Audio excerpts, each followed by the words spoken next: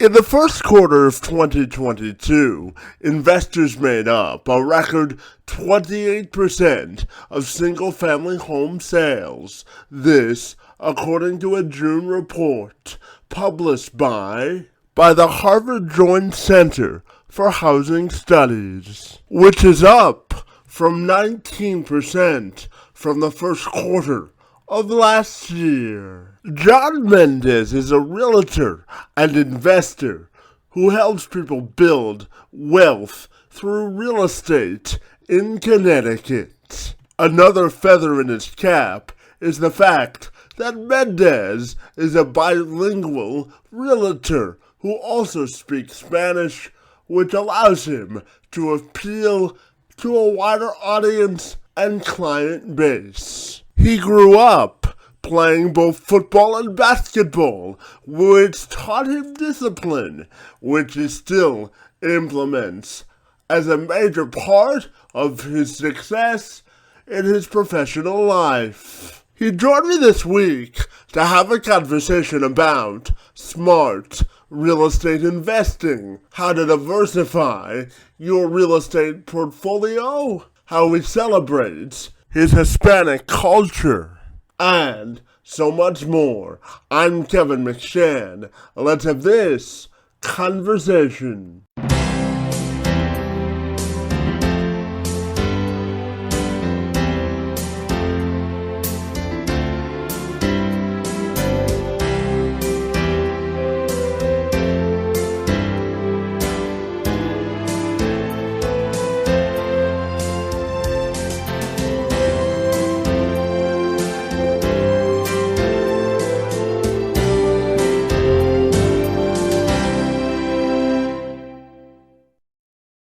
So, John, if you're ready, I'll take a moment to welcome you to the program, buddy, and I'm excited to talk to you this afternoon about real estate investing. Great to be with you this afternoon, and thank you for being here, buddy.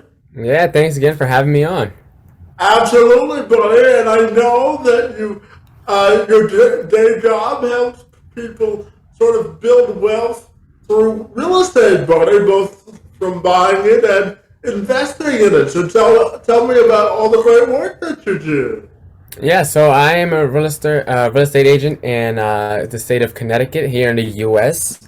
And I've been doing that. I've been licensed about to be going on my first year, and so I genuinely feel like the mission in my life is to help people to enlighten the unenlightened by helping people build wealth and think abundantly.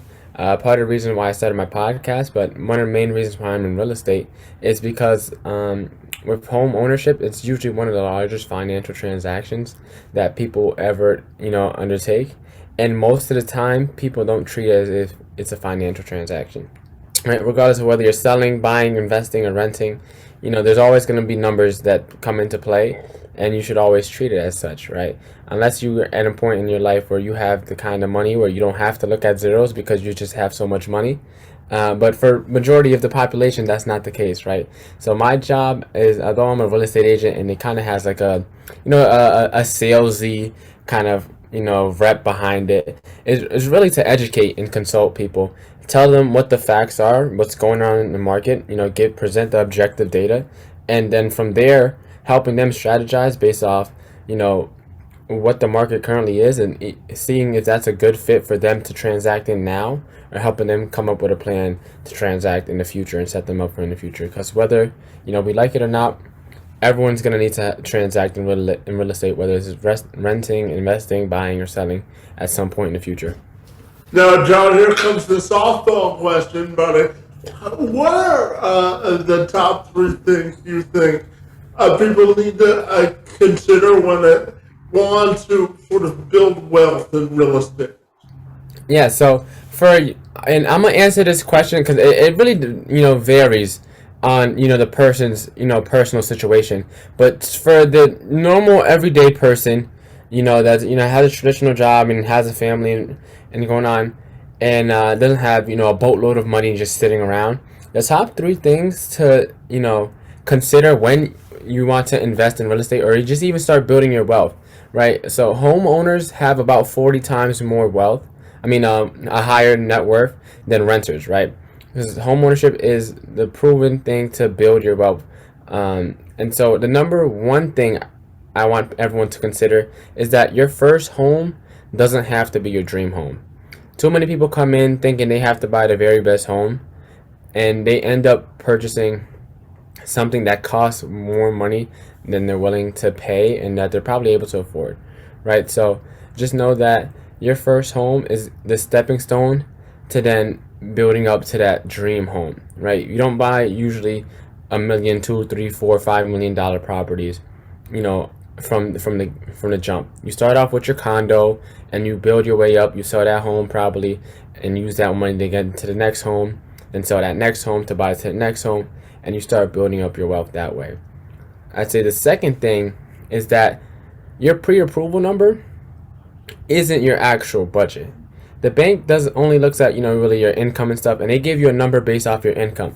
They don't really factor in. They factor in some of your debts, but they're not factoring, car payments. I mean, not car payments, like cell phone payments, gas, things like that. The smaller cable, if you pay cable, they don't factor in little expenses like those that add up. So when you're looking to buy a home and you got a pre-approval with you, just know that they're not factoring in all the smaller expenses that you still have to pay on a day-to-day basis. Food is another one that's a very large expense that doesn't get factored into your pre-approval.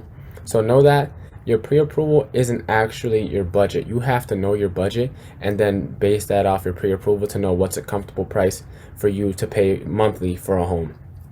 And then I'd say the third thing is have a long-term plan coming in. I know most people don't like thinking down the road, but when you're buying a home now, you have to think about how is this going to play into your long-term picture. If you don't have some type of long-term picture in the plan when you're purchasing a home or starting to build wealth through home ownership, then you're going to find it very difficult. For example, let's say you wanted to buy your first home and then rent it out and then buy your next home. With some down payment assistance programs, you have to be owner occupied.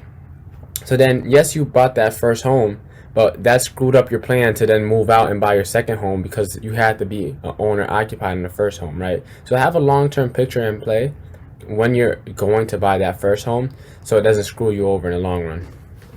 Yeah, John, tell me, buddy, I was born with what's called spastic quadriplegic cerebral palsy, and I'm always interested to ask professionals about diversity, equity, and inclusion. So, in the sense of real estate, how do you think we can create more accessible options for folks with disabilities?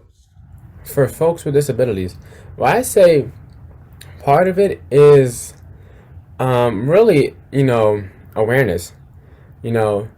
Having the awareness that there are folks out there that may need some more assistance than others, for whether it's medical reasons or whether it's for other reasons, and just having that awareness. For example, like one thing, I personally didn't know this year that if you didn't have a social, but you had an ITIN, right, an ITIN in the state of the U.S., in the U.S., right, you could still get a mortgage.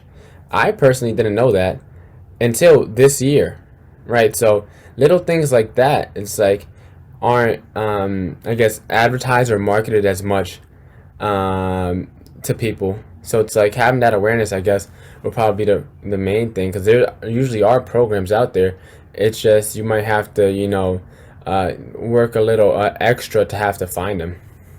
Yeah, absolutely. And I know that you work with both buyers, sellers, and tenants when you represent people, buddy. So tell me, how do you think we can diversify a real estate portfolio if you're new to the game and you want to get into it? How do you think we can help people better diversify their real estate portfolio?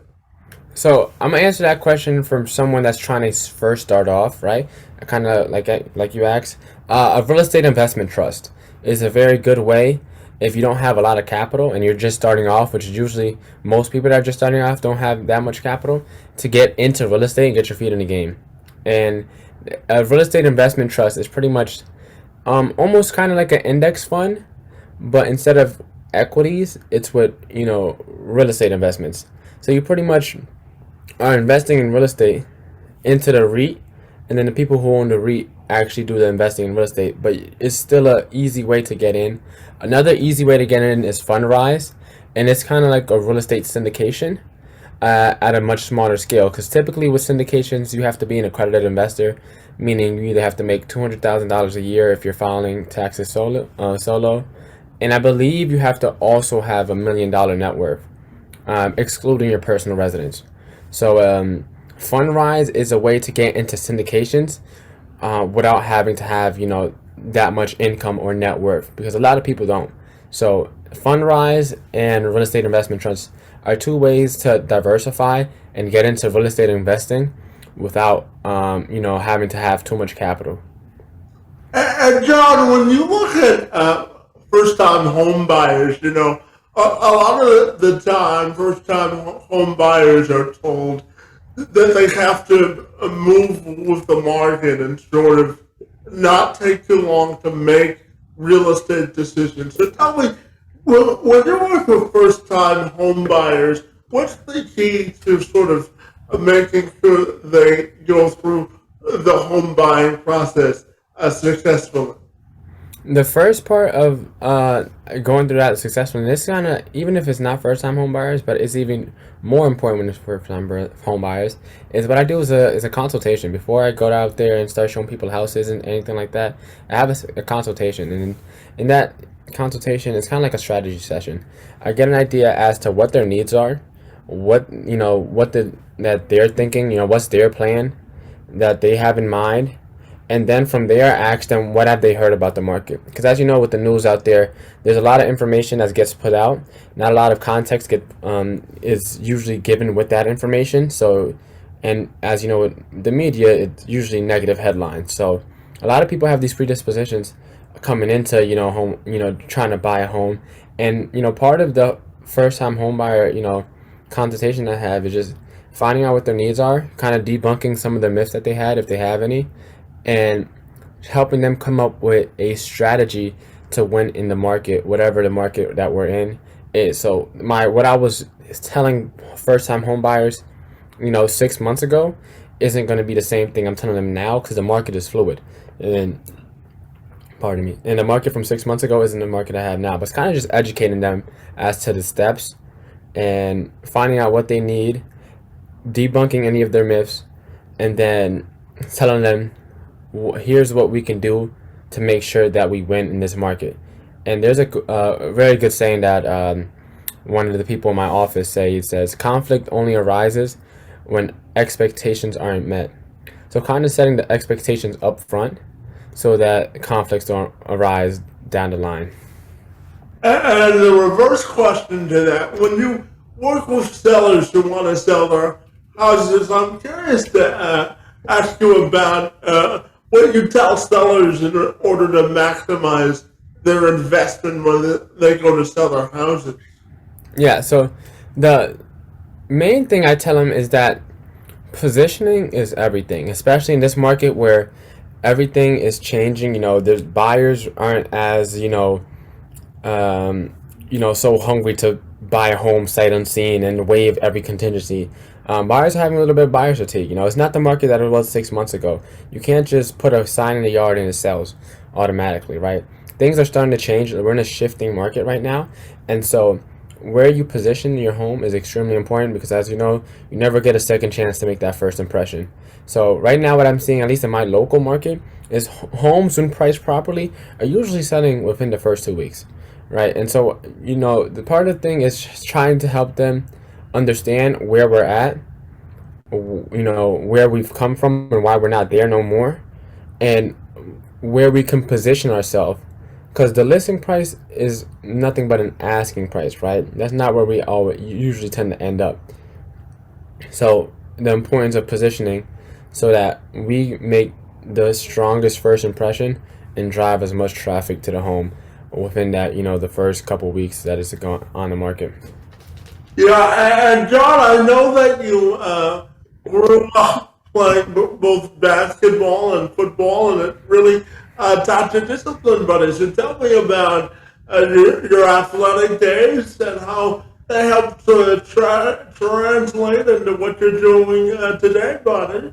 Yeah, so football and basketball really taught me the importance of like pretty much working hard towards something because other people depend on you. And when you work hard for yourself, you'll have bad days and it's like you don't want to push further anymore and it's okay.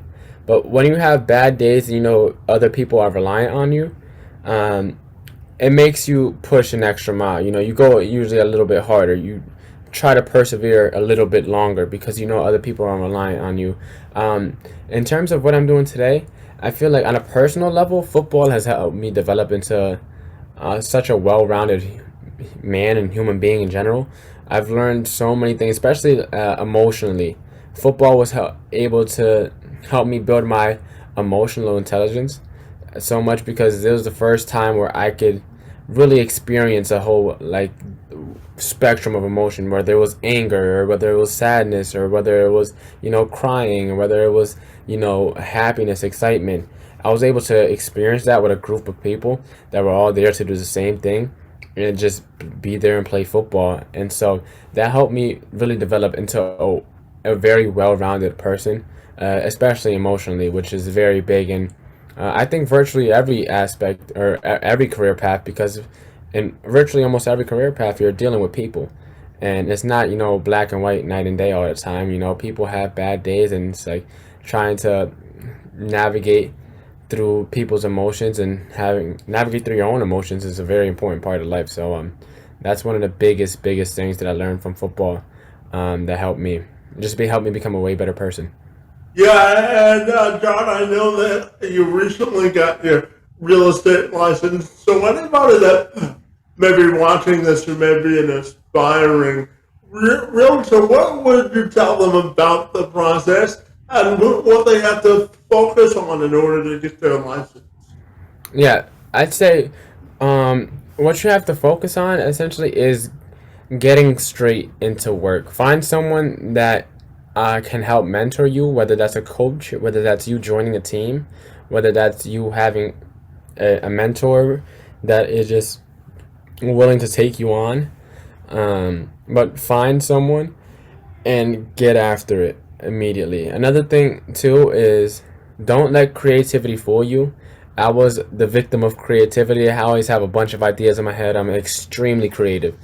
The problem with creativity is that although you have the most amazing ideas, they don't always get done, right? So, and part of real estate, it's a commission based business, right? If you eat what you kill, right? And if you don't catch anything, you're not eating. And if you're not eating, you might have to go find a job, right? Because there's only a certain duration of time that you can stay in it before your resources dry up. So find someone to mentor you, whether that's a coach or that's you joining a team, and that's a personal decision. You have to ask yourself, do you see yourself in a team for the long term? If not, find a coach, hire a coach, right? Usually there's someone, they have some in office, but if they don't have a coach in office, seek an external coaching like Tom Ferry or Jeff Glover or something like that. And then as soon as you get a plan down, you start implementing. Once you start getting things going, then you can start getting creative from there. Yeah, absolutely. You gotta crawl before you can walk, right? Exactly, yeah. Absolutely, buddy. And they also tell me that you were also recognized as a top 10 jewelry salesperson in your district, buddy. So tell me about what the honor means to you and when you think of consistency of performance, what do you think of, buddy? Yeah, so that was back. I'm actually no longer at the jewelry store. I was at K Jewelers for quite some time. I was about, well, at least quite some time for me. It was about 8 to 10 months I was there for, if I'm not mistaken. And I ranked, I was one like top 10 part time, as a part timer. And so what I learned there is that I genuinely enjoy helping people make memories. Real estate, in terms of transacting with houses, it's a much higher price tag to it, But when I was helping people buy, $1,000, $2,000, $500 engagement rings and necklaces and stuff like that, the amount of joy and excitement they would have when they would buy these gifts, yeah, I would just be there helping them through the process of buying it, and just seeing them happy, sparked the fulfillment within me. And then at that time, I was already interested in real estate, and so I was like, I'm already pursuing my license. I was trying to get into real estate because I wanted to be an investor, which I still am. I plan on getting a duplex in Q4 of this year. But I was getting my license, and I realized if I can help people, become this excited and this happy by helping them with jewelry, imagine I helped them with a house, the amount of joy and excitement. And so that's what really made me, pursue the idea of becoming an agent. And so that's kind of what becoming, in the top 10 for jewelry sales has done for me. Yeah, and I also know that you're super passionate about your Dominican and Black heritage, buddy. So tell me about celebrating where you come from and how important that is to you. Yeah, so I'm Dominican and Guatemalan, and so for my Dominican side at least, I'm extremely, extremely proud of. Mainly because my mom's side of the family raised me. I was, raised by my grandparents on my mother's side, who are both full Dominican, born and raised in the Dominican Republic, and then coming to this country about 25 years or so. They still don't speak any English, so they're Dominican to the bone. And part of the way I, carry myself is, highly influenced by my grandfather. The way I walk, the way, I have my chest up and my chin up all the time, my posture, saying hi to people when I'm walking past them, little things like that, like saying hi to strangers, was really influenced by my Dominican culture. And that really helped me because when you carry yourself a certain way, people tend to treat you better, and opportunities tend to be thrown your way just because the energy that comes off when you carry yourself a certain way makes you come off as more competent. Even if you might not be, it makes you come off as more competent. And people, it attracts more opportunities to you when you carry yourself and, with good energy and, positivity, and you just carry yourself confidently. Yeah, absolutely. And do you think being a bilingual realtor provides you with a competitive advantage, allows you to be more appealing to a wider audience as well? Yeah, definitely, definitely. The amount of realtors that are bilingual is very slim. So that definitely, especially in my market, we have a pretty good, especially in my city specifically where I'm from, we have a pretty big, Spanish population. Also, it's projected by, I believe, 2035 that Spanish home buyers are going to be making up close to 40% of the home buying population. And luckily for me, or fortunately for me, I speak Spanish very fluently. So, that is going to be a massive competitive edge for me. And it's one of the four things that when I give my value proposition that distinguish me from other realtors that I say proudly is that I'm fluent in Spanish, and I can market your home, or if I was at least talking to a seller, to an entire demographic of people that most other realtors can't reach. Yeah, absolutely. And I also know, buddy, that you've started a podcast called Walk to Wealth. So tell me all about the podcast and what it's all about. Yeah, so my podcast is called Walk to Wealth, and the idea came to mind back in August of 2021, and it was because me and my friend, we would all often FaceTime each other, and we just get into deep conversation. I knew him since middle school, late elementary school, and so we would get into deep conversations. And it was his idea. He ended up going back to school. He's currently in college, and I already left school to pursue real estate. So, he pretty much decided to not, proceed with it, and I couldn't think of a name for 3 months or so. So I procrastinated. I finally came to the idea of Walk to Wealth. I forget how it came to me, but the idea behind it is that it's a walk, not a sprint, and that wealth to me is about abundance in all your areas of life. And the main reason I really started it is because I know that in this day and age where everyone can be a guru, and most people wait until they become massively successful to then be like, hey, buy my course or buy my class or, sign up for my seminar or attend my event. And it's always, a high ticket price that most people can't access. And from my thing that's distinguishing me from much other people is that although I'm not currently wealthy by my own standards, the information I'm still getting from these people that I'm interviewing and these classes I'm attending and these events that I'm going to are still valuable information. So while I'm on my own journey, I'm going to be giving back that information in hope that it helps inspire someone that's either looking to start their journey or have kind of started and they're currently lost or somewhere along the way. So that's the whole idea behind me starting my podcast. And it's recently, I don't know when this is going to be going live, but as of like late July, mid July, it started really getting some traction. And so now it's been pretty busy in terms of with interviews. And yeah, so that's where I'm at currently. Well, congratulations on the start of the podcast, buddy. I know it's a labor of love because podcasting isn't for the faint of heart, right? Definitely not. It was the traction started picking up right where I was kind of second guessing it a little bit, which is ironic. That's usually how it always goes. It was going downhill, when it first starts off. My downloads were a lot higher, and all the people that's where like the fake supporters kind of were at, and then they dropped off, so my downloads was like very low. And then I reached out to I responded back to this one email that I thought was spam, and it turned out not to be spam, and got connected with a couple podcast guests, and then it's been up from there for the most part. Yeah, life is a constant game of networking, isn't it? Exactly.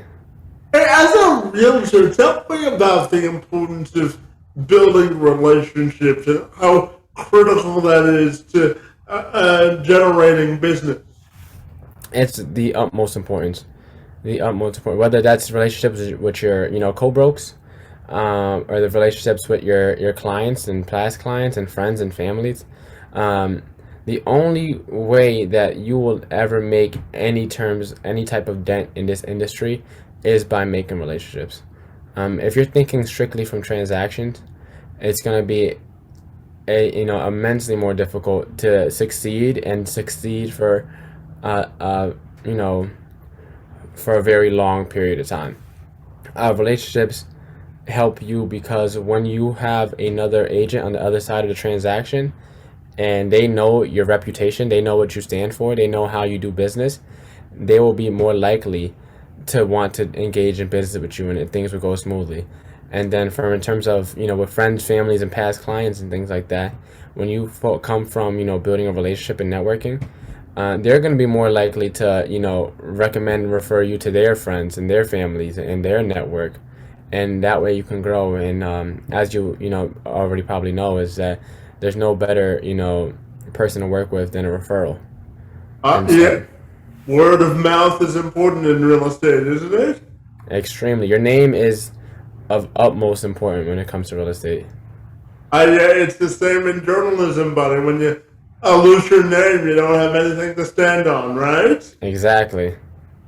So, yeah, no, I'm also curious to ask you about buying and selling. And the standpoint is, if you're a buyer or a seller and you're not getting the results that you want, how important is resiliency and looking at it as a long game if things aren't going initially how you hope they would go? Yeah, so I feel like that's a two-part question. And the first part is having the, um, awareness to know that when you're going in the wrong path, it's time to pivot a little bit and, change your plan. For example, if you're a seller and, you put your house on the market and you're not receiving any offers, usually the number one reason and the only reason why a home doesn't sell is price, right? At that price that you listed your home for, the buyers in the market aren't willing to, just that price doesn't justify the value of buying that home, right? So knowing, at some point you're going to have to pivot, whether you're a buyer or seller, is crucial. And with that, you're also having the awareness to know that, hey, now it's time to pivot. You have to also have that awareness. On the buying end, you have to look at, let's say, you've been putting 1% as your earnest money deposit when you purchase a home. And real estate is different, and it varies from county to county, sometimes city to city, sometimes, and it definitely varies from state to state. But let's say you're putting like a 1% earnest money deposit. Maybe put a higher earnest money deposit. Maybe make your earnest money deposit non-refundable. Maybe put a higher percent down. Maybe there's so many different things you could do on the buying end to make your offer more attractive, right? So knowing that, hey, this plan that we're currently on didn't work, how can we pivot to make some changes and hopefully put us on a better track to find success in this market? Yeah, and just one follow-up to that. How important is persistence in this whole process? It's extremely important, right? It's extremely important right now because now more than ever, we're in shifting times, and with shifting times, you have to, have a great connection, a relationship with your realtor, because it's two sides of the same coin. You both are trying to help each other succeed. So you have to stick with it. You have to know that you have to have trust in the process. For example, I had a friend, right? We lost out on 5 rental offers, and I believe the 6th one, we weren't sure because we had to keep following up with the agent, keep following up. We never got a straight answer whether it was yes or no. And then he ended up saying yes. And if we were to have backed out, soon, we would have never got the property that they're in now, and they already moved in. So knowing that you embarked on the right journey is key, because that'll hold you through. And just remembering your why, whether that's buying a home, maybe you had a kid. Your why is you need more space, maybe. So when times get hard, remembering that, hey, I need more space because I have a kid coming. Let's say you're selling and you want to move to Florida to be closer to family. Let's say your house isn't selling. You have to remind yourself, hey, I put my house on the market so I can get closer to my family down in Florida, right? So just, tapping back into your why you got into the market in the first place, whether it's buying or selling, is going to help you, persevere and persist through whatever you have going on. Yeah, absolutely. And John, my final question for you is, how do you want your own personal and professional legacy to be defined? Yeah, so as I said back earlier, my mission in life is to enlighten the unenlightened by helping people think abundantly and build wealth. And so that is my mission in life. I genuinely feel like I was put on this earth for that reason, and everything that I'm doing is in, to hopefully have that, mission in life manifest in my reality, whether that's through my podcast, whether that's through my real estate. Down the line, I genuinely feel like the podcasting is going to end up leading to public speaking and writing books and stuff like that. So no matter, what vehicle it is, in all those vehicles, if I could summarize it in one word, is as soon as I learn something, just put as many people as I can on and passively impact people's lives. And by helping them, hopefully from what I'm speaking on or teaching or writing or, inspire them to make changes in their life to think abundantly. Yeah, absolutely. And John, just very quickly tell me, if people want to get connected with you, buddy, what's the best way they can do that? So the best way to get connected with me is my Instagram. My Instagram is at John Mendez Realtor, well, _ Realtor, at John Mendez _ Realtor. That's for my personal page. That's where I post all my real estate related content. If you want to check out the podcast, it's at Walk #2 Wealth. So at Walk to Wealth. And from there, on both my personal page and the podcast Instagram page, there's the link tree. So if you need more ways to get in contact, there's the links there. But for the most part, you'll find everything you need on my Instagram pages, both my personal and my podcast. Fantastic. Well, John, I really want to thank you for having an in-depth conversation about real estate investing and real estate in general, buddy. I want to wish you all the very best of luck in your current and future endeavors, and I want to thank you for engaging in conversation with me this afternoon. It's most appreciated. Thank you, Kevin, for having me on. It's much appreciated, and I really look forward to seeing this go live. And I really hope that if the audience took away at least one thing from this conversation, is that you can have amazing things open up from getting into real estate. And so, as I said again, thank you for having me on. I really appreciate you inviting me over.